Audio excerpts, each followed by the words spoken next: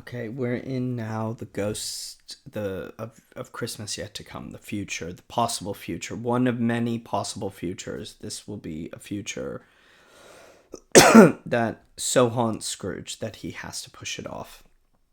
Unlike the other ghosts, this one doesn't speak, or rather, his body speaks. He's skeletal. He just points.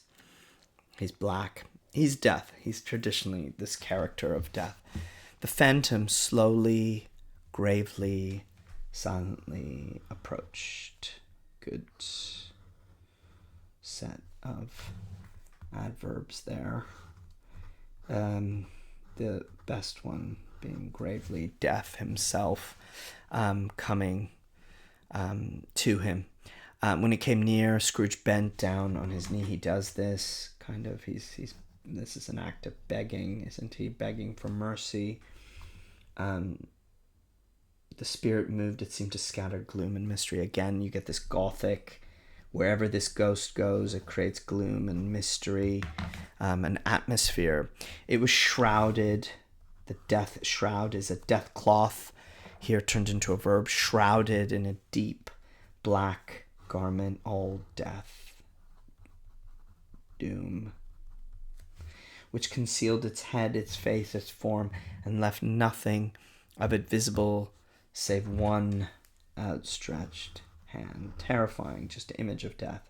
For this it would have been difficult to detach its figure from the night and separate it from the darkness.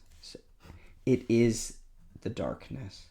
Darkness, death, it's all one now. That's a really haunting way to begin. Silence, everything to do with death. He felt that it was tall and stately when it came beside him, and that its mysterious presence filled him with a solemn dread. Clearly, terror. He knew no more, for the spirit neither spoke nor moved. I am in the presence of the ghost of Christmas yet to come. The spirit answered not, but pointed onward with its hands. You are about to show me shadows of the things that may not have happened. So it's really interesting, that have not happened. Where's the may? Did I make that up? Shadows are the things that have not happened, but will happen in the time before us. But will happen is what is contestable here. That is contestable because maybe he can change. The upper portion of this garment was contracted for an instant in its folds, as if the spirit had inclined its head. That was the only answer he received.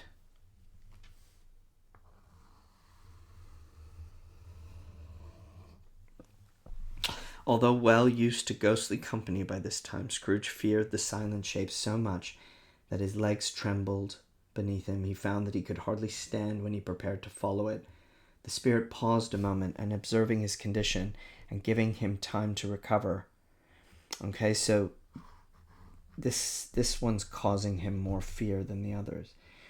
But Scrooge was all the worse for this. It thrilled him, weird, with a vague, uncertain horror, to know that behind the dusky shroud there were ghostly eyes fixed on him, while he, though he stretched his own to the utmost, could see nothing but a spectral hand. Again, more gothic, ghostly imagery. I fear you more than anything I've seen, but as I know you're doing me good, this is all good for me, and I hope to live to be another man from what I was. I'm prepared to bear you company. Please talk to me. Look, Scrooge thinks this is some kind of, well, maybe it is, some kind of treatment. I accept what you're doing. He's trying to kind of cozy up, I think, to the examiner. Look, I know this is all good. Just come on, comfort. What he says to Marley earlier, comfort me a little bit. And so what happens is they see this dead man, which we pretty much know is Scrooge, but he doesn't, and we're not told it explicitly. And we get some parts of the novel that are very strange, and I've just stripped them back. The first are these businessmen who respond to the death of Scrooge. What was the matter with him? Asked a third, taking a vast quantity of snuff out of a very large snuff box. I thought he'd never die. So this isn't very nice image. Snuff is sniffing tobacco, so it's like kind of vulgar, disgusting image. And it's a vulgar thing to say. I thought he'd never die, like as if he was some kind of animal or beast. So this is disgusting, indifferent, unfeeling. God knows, with a yawn. I mean, this isn't good, is it? This image. What's he done with his money? Asked a red-faced gentleman with pendulous excrescence on the end of his nose that shook like the gills of a turkey cock. Whoa!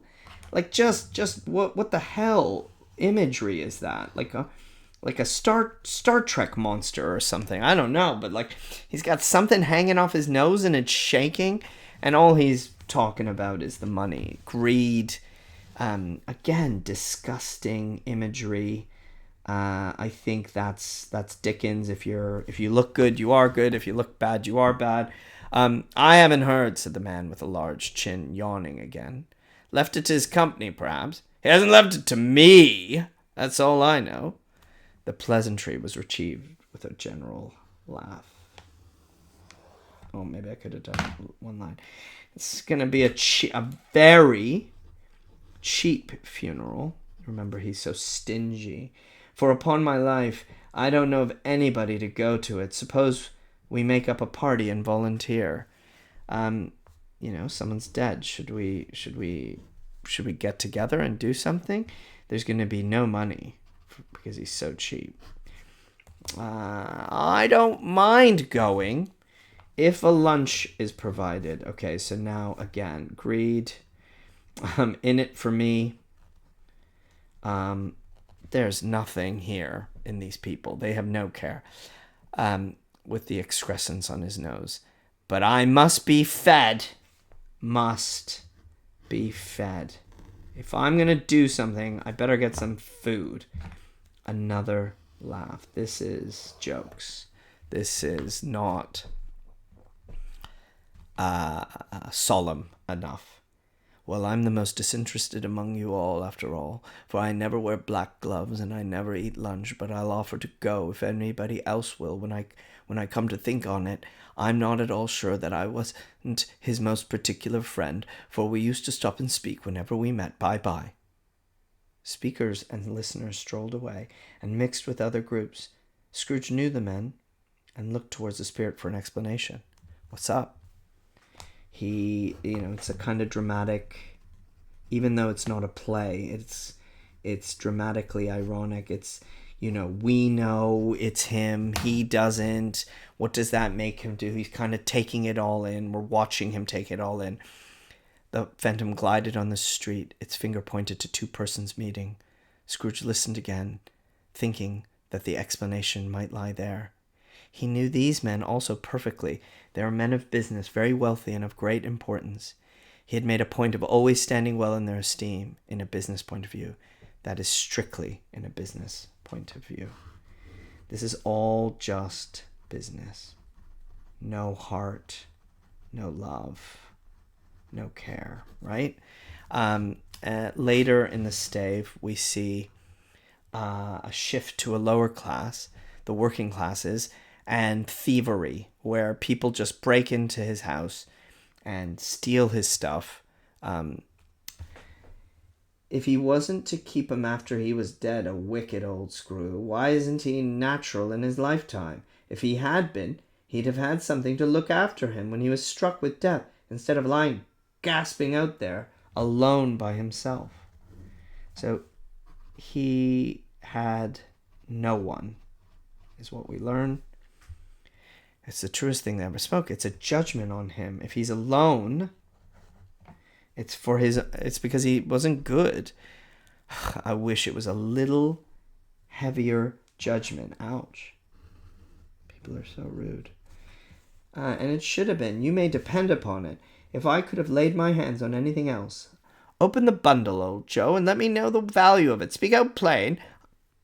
I'm not afraid to be the first, not afraid for them to see it. We know pretty well that they were helping them ourselves before we met here, I believe. It's no sin.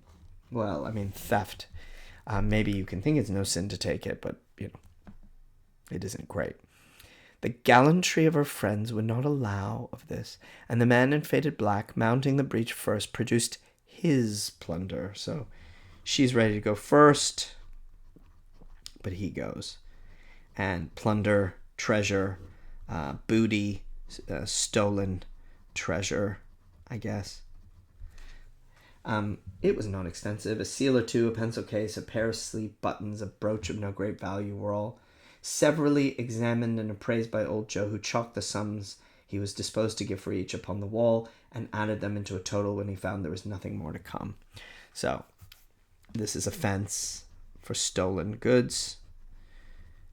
It's business. It's just business. It's another kind of business, really. What's your account? I wouldn't give another sixpence if it was to be boiled for not doing it. Well, who's next? Mrs. Dilber was next. Sheets and towels, little wearing apparel, 2 old-fashioned silver teaspoons, a pair of sugar tongs, and a few boots. I always give too much to ladies. It's a weakness of mine, and that's the way I ruin myself.